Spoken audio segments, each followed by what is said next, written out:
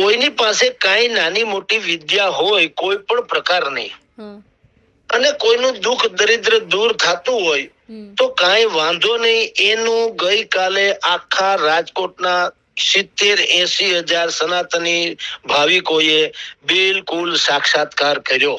બરાબર. એને કેટલાય લોકોને મંચ ઉપર બોલાવ્યા અને એવી કેટલીક વાતો પણ એને કીધી જે વાતોનો એ વ્યક્તિ સિવાય બીજાને ખબર ન હોય, એનો પણ એને ઉલ્લેખ કર્યો.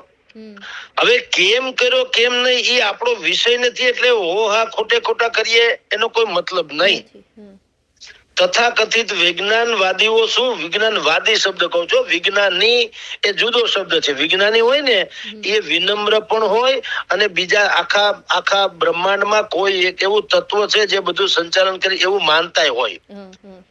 આપણા ઈસરોના સાયન્ટિસ્ટ ચંદ્રયાન થી માંડીને બધા હમણાં જે મોકલાવ્યા ને એની પહેલા એ તિરુપતિ બાલાજીના દર્શન કરવા ગયા હતા. લ્યો બોલો. એટલે એવું જરૂરી નથી કે તમે વિજ્ઞાનમાં માનો, એનો અર્થ એમ છે કે તમે આધ્યાત્મિક શક્તિને ન માનો.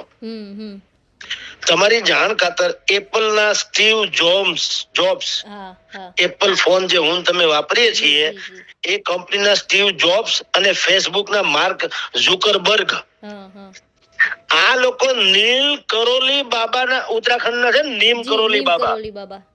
હવે એના અનન્ય ભક્ત છે. લ્યો બોલો, હવે શું કરી લેવા? એપલ વાળાને અભણ ગણવા, અંધશ્રદ્ધાળુ ગણવા, ફેસબુક ના જે છે મેઇન અને માર્ક ઝુકરબર્ગ ને આપણે અંધશ્રદ્ધાળુ ગણવા.